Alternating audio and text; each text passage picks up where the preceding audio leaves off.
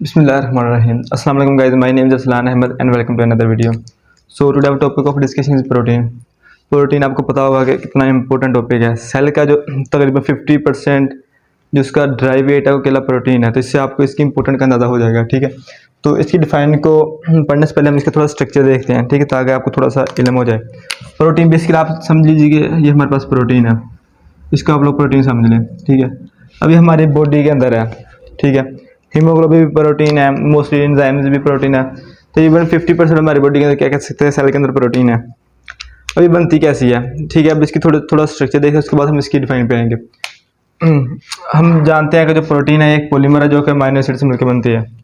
ठीक है, छोटे छोटे यूनिट आपस में कंबाइन करते हैं इस तरह।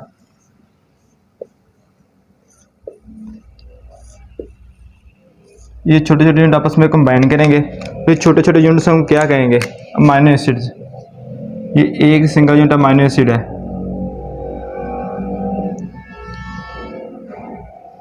आगे आप खुद देख लीजिए, एक अमीनो एसिड ऐसे है, मुख्तलिफ अमीनो एसिड आपस में कंबाइन करेंगे, लेकिन ये एक बांड है जो इनके दरमियान आ रहा है, इसको हम पेप्टाइड बांड कहते हैं। ठीक है, अब फिर प्रोटीन की डिफाइन क्या होगी। Protein is a polymer macromolecule which consist of amino acids linked together through peptide bond। ठीक है, अब हम इसकी डेफिनेशन देख लेते हैं। प्रोटीन में भी defined as a high molecular weight. ये हाई मॉलिक्यूलर, इसका वेट हाई क्यों होता है, क्योंकि ये बायोलॉजिकल मॉलिक्यूल और ये मैक्रो मॉलिक्यूल, आपको पता है जो मैक्रो मॉलिक्यूल होते हैं वो हाई मॉलिक्यूलर वेट होते हैं। उसके अलावा high molecular mixed polymer of amino acid, एक पॉलीमर है जो कि मिक्स्ड पॉलीमर है जो कि अमीनो एसिड से मिलकर बनता है। ठीक है, अब ये अमीनो एसिड कुछ भी हो सकता है, फॉर एग्जांपल ये हमारे पास ग्लाइसिन हो सकता है, ये एलानिन हो सकता है, दोबारा फिर ग्लाइसिन आ सकता है। ठीक है, मुख्तलिफ है। Join together through peptide bond, peptide linkage. अब ये ज्वाइन किए हुए हैं किसके थ्रू, पेप्टाइड बांड। अब इनके दरमियान वाला जो बांड है वो कौन सा है, पेप्टाइड। ठीक है, जो आज का बेसिकली हमारा टॉपिक है, आज हम प्रोटीन का थोड़ा सा इंट्रो देखेंगे, इसकी कंपोजिशन देखेंगे, थोड़ा सा बेसिक फीचर देखेंगे। इसके बाद जो हमारा फंक्शन है प्रोटीन, इसका जो फुल स्ट्रक्चर डिटेल में वो हम बाद में लेक्चर्स में डिस्कस करेंगे, बिकॉज वो बहुत लेंथी है। ठीक है, तो आज हम बेसिक इसकी कंपोजिशन, ठीक है, बेसिक सा देखेंगे। प्रोटीन की डिफाइन हमने देख लिया है। ठीक है, अभी हम इसके देखते हैं थोड़ा सा बेसिक फीचर्स।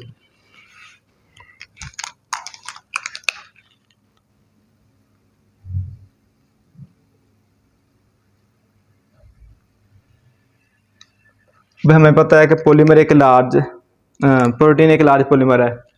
ठीक है, तो ये किस चीज़ से मिलकर बनता है, अमीनो एसिड से। तुम कह सकते हैं पॉलीमर ऑफ अमीनो एसिड्स। ये एक पॉलीमर है,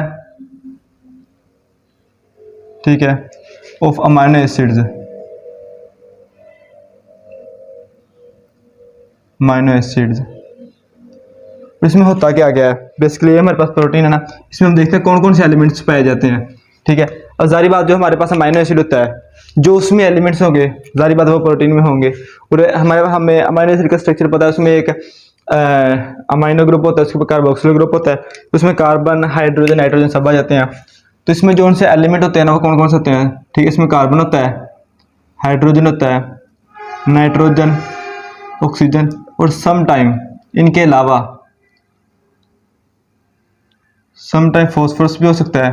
ठीक है, फॉस्फोरस, इसके अलावा मीन्स के और भी बहुत सारे एलिमेंट है, वो सम टाइम हो सकते हैं, लेकिन जो मेन होंगे वो यही होंगे। ठीक है, तो अब हम देखते हैं कि इसकी इंपॉर्टेंस क्या है। जब एक सेल है ना, ठीक है, जो उसके अंदर अबंडेंट ऑर्गेनिक कंपाउंड है, मैं इनऑर्गेनिक की बात नहीं कर रहा, इनऑर्गेनिक जो सेल के अंदर होता है ना, फॉर एग्जांपल ये हमारे पास सेल है, ये इसका न्यूक्लियस है, जो इसके अंदर इनऑर्गेनिक मॉलिक्यूल है जो सबसे ज़्यादा अबंडेंट है वो वाटर है, जो कि तकरीबन 70% है। अब हम बात कर रहे हैं वाटर इनऑर्गेनिक है, अब हम बात कर रहे हैं ऑर्गेनिक मॉलिक्यूल की। प्रोटीन क्या है, एक ऑर्गेनिक मॉलिक्यूल है, ठीक है, ऑर्गेनिक कंपाउंड है। सेल के अंदर तकरीबन 50% प्रोटीन है। अगर हम सेल का ड्राई वेट लें तो हमारे पास अबंडेंट ऑर्गेनिक कंपाउंड है, अबंडेंट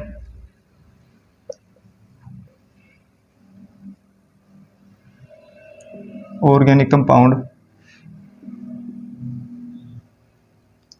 इन सेल के अंदर ये अबंडेंट ऑर्गेनिक कंपाउंड है, जिसकी तकरीबन क्या कह सकते हैं, इसकी क्वांटिटी कितनी है इसके अंदर, 50% ऑफ ड्राई वेट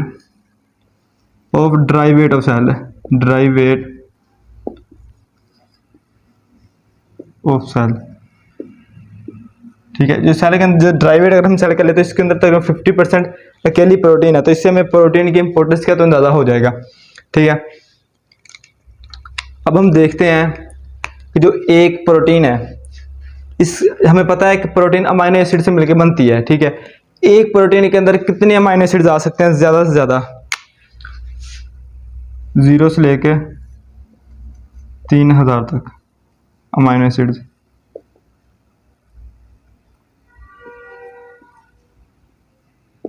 ये एक प्रोटीन के अंदर आ सकते हैं।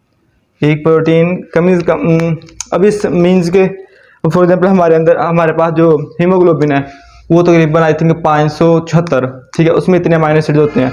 इस तरह जो मुख्तलिफ प्रोटीन्स है उनके अंदर जो अमाइनो एसिड की क्वांटिटी है वो मुख्तलिफ है। ठीक है, तो अभी हम बात करते हैं कि जो प्रोटीन की ना डिस्कवरी पे आते हैं हम। जो प्रोटीन का वर्ड है ना प्रोटीन, फर्स्टली तो ये निकला है प्रोटोज से, प्रोटीन। ठीक है, ये किसने क्वाइन किया? इसका क्या नाम था?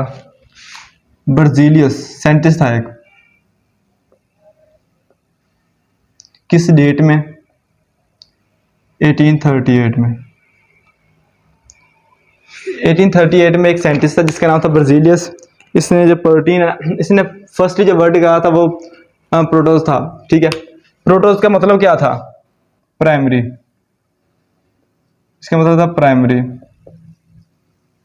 प्राइमरी कह सकते हैं या फर्स्ट होल्डिंग कह सकते हैं। प्राइमरी क्यों कहा गया है? क्योंकि खुद देखेंगे ये प्राइमरी थिंग के सेल के अंदर क्यों हो गया, हमें पता है 50% तो के लिए प्रोटीन है, तो जारी बात है कि जो सेल की मेन प्राइमरी चीज़ है वो प्रोटीन है। ठीक है, इसका मतलब था प्रोटीन। प्रोटीन को सबसे पहले एक साइंटिस्ट था जिसने 1838 में इसको प्रोटीन का पहले प्रोटोज थे। प्रोटोज बेसिकली एक ग्रीक वर्ड है। ठीक है, ग्रीक जुबान का वर्ड है। ठीक है, ये तो थोड़ा सा बेसिक फीचर है। अब हम देखते हैं इसकी कंपोजिशन क्या है। मीन्स कि एक जो प्रोटीन है, अब ये हमें पता है कि ये अमाइनो एसिड के सीक्वेंस से मिलके बनती है। वो कैसे बनती है अब हमने वो डिस्कस करना है। मुख्तलिफ अमाइनो एसिड पेप्टाइड बॉन्ड के थ्रू लिंक करते हैं, ये तो हमें पता है। वो इसकी थोड़ी कंपोजिशन देखते हैं।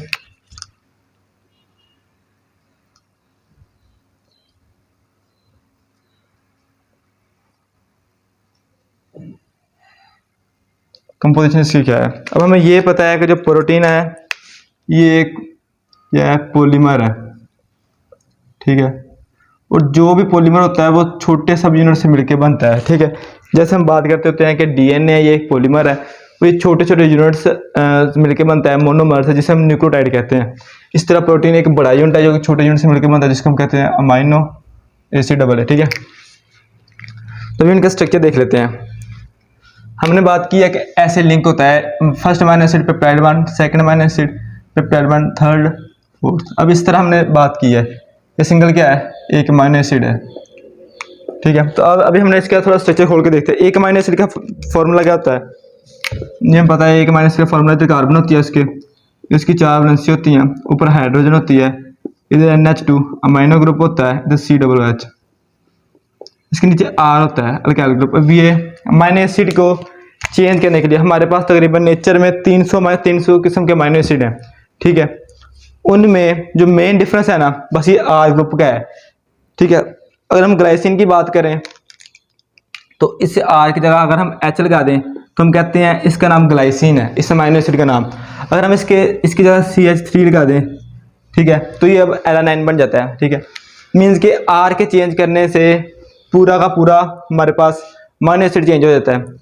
अगर हम अमाइनो एसिड के सीक्वेंस को चेंज करें, फॉर एग्जांपल ये हमारे पास अमाइनो एसिड है, अगर हम अपनी मर्जी से एक अमाइनो एसिड इधर अटैच कर दें, अपनी मर्जी से कोई भी, अगर ये फॉर एग्जांपल हमारे पास हीमोग्लोबिन है ना, ये जो हमारे पास प्रोटीन है, फॉर एग्जांपल ये हमारे पास है हीमोग्लोबिन,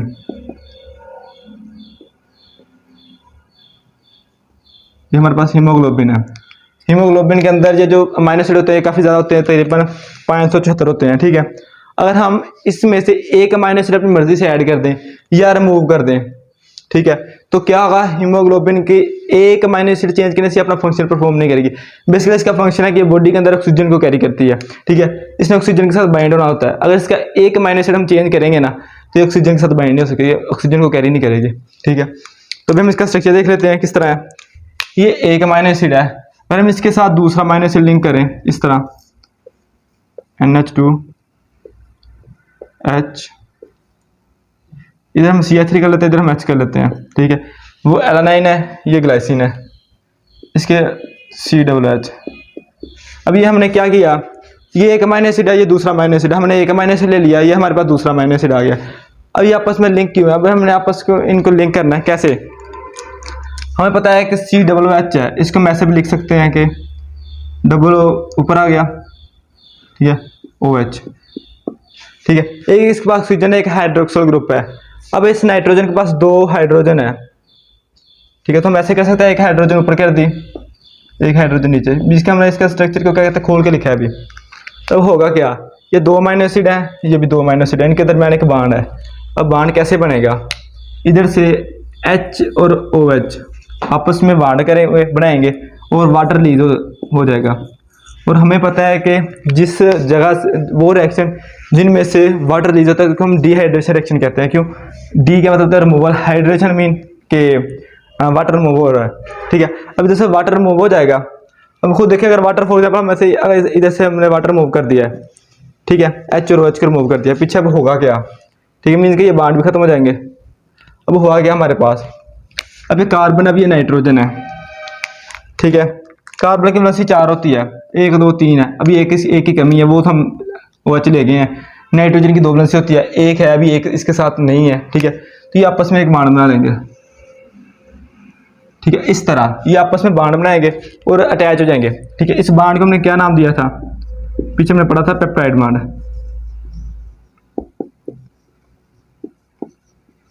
इस बॉन्ड का नाम है पेप्टाइड बॉन्ड, ठीक है। यहाँ तक हमें समझ आ गई कि जितनी भी प्रोटीन है वो अमीनो एसिड के थ्रू लिंक करती है, उसके अमीनो एसिड होते हैं, किधर में पेप्टाइड बॉन्ड होता है। ये हमारे पास एक अमीनो एसिड है जिसका नाम ग्लाइसिन था, ये सेकंड था जिसका नाम एलानाइन था। इन दोनों के दरमियान हमने रिएक्शन कराया तो वाटर रिमूव हो गया, डिहाइड्रेशन रिएक्शन जिसको हमने कहा, और एक बॉन्ड बन गया जिसको हमने कहा पेप्टाइड बॉन्ड, ठीक है। तो ये बेसिकली इसकी कंपोजिशन थी, इस तरह ये मिलकर बनता है। तो आज का लेक्चर जो हमारा था बेसिकली ये इंट्रोडक्शन ऑफ प्रोटीन था, ठीक है। तो जो इसके आगे फर्दर डिटेल है, फॉर एग्जाम्पल हम देखते हैं फंक्शन ऑफ प्रोटीन, इसका फंक्शन क्या होता है। अब मुख्तलिफ प्रोटीन का मुख्तलिफ फंक्शन होता है, ठीक है।